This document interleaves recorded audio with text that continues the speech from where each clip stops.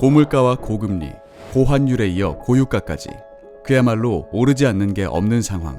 나아질 것이라는 희망을 가지고 코로나 팬데믹이라는 긴 터널을 지나왔지만 중소기업이 마주한 현실은 아직 그리 녹록지 않아 보입니다.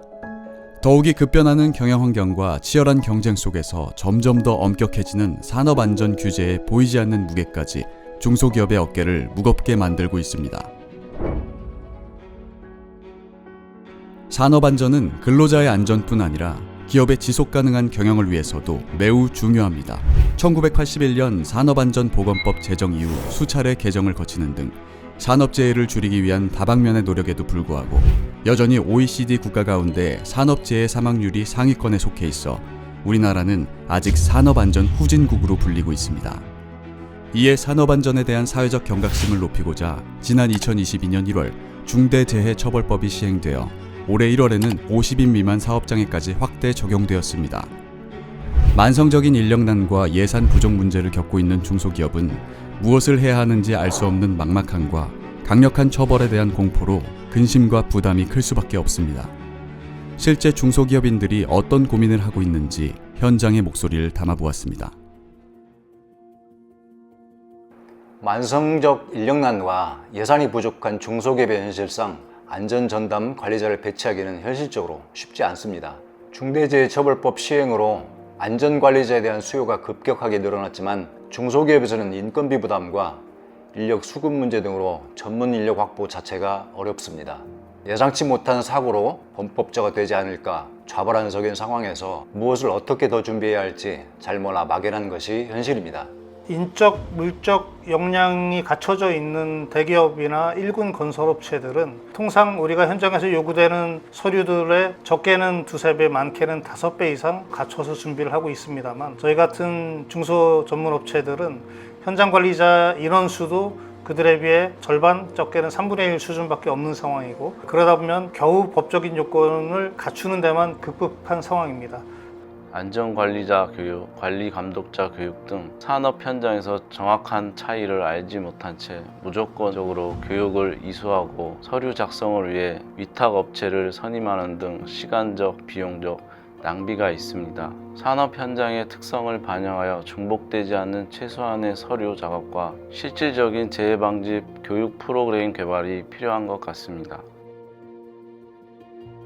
현장에서 저희가 적용하기 힘든 모호한 법안들 이런 것들로 인해서 건설 현장과 제조업이 같은 법규로 제한되다 보니까 그런 모순들이 많이 나타나고 있습니다. 건설업과 제조업이 다른 부분들 그런 부분들이 조금만 더 디테일하게 나눠져서 법안이 마련되고 그런 것들이 적용된다면 건설업에 있는 사람들도 철저하게 법안을 지켜가면서 진행할 자신이 있는데 현재는 그러지 못한 부분이 안타까울 따름입니다. 사회적으로는 중소기업의 산업재해 문제를 대두시켜 경영자의 책임만을 강조하고 있지만 실제 현장에서는 안전보호구 착용 거부 등 기본을 준수하지 않는 경우가 비일비재한 상황임에도 사고 발생 시 경영자에게만 책임을 묻고 있어 억울한 부분이 있습니다. 중대재해처벌법은 사고 예방보다 결과에 대한 처벌에 과도하게 집중되어 있는 것 같습니다. 서류 작업 등 책임 회피성 안전보건 활동에 매몰되어 실질적인 안전보건 예방 업무의 이행을 저해할 수 있습니다. 공포심을 유발하는 처벌법이 아닌 법령에서 정한 의무를 잘 준수한다면 재해를 예방할 수 있다는 예방법으로 개선되어야 한다고 생각합니다. 현재 안전관리자가 굉장히 많이 부족한 상황인데요. 현장에 경험은 많이 있으나 아직 자격증이 없는 이런 분들이 법적으로 선임이 안 되다 보니까 점점 설 곳이 잃어가는 상황인데요. 그런 분들에게도 더 많은 기회가 주어져서 현장의 안전관리가 충분히 대역량을 발휘할 수 있도록 반영이 된다면 현장의 사고율은 줄어들지 않을까라고 예상합니다. 일회용 컨설팅이 아닌 정부 차원의 지속적인 관리 인력 배치 등 사고 발생 후 처벌이 아닌 재해 사전 예방을 위한 안전한 사업장 조성에 실질적인 컨설팅이 있었으면 좋을 것 같습니다.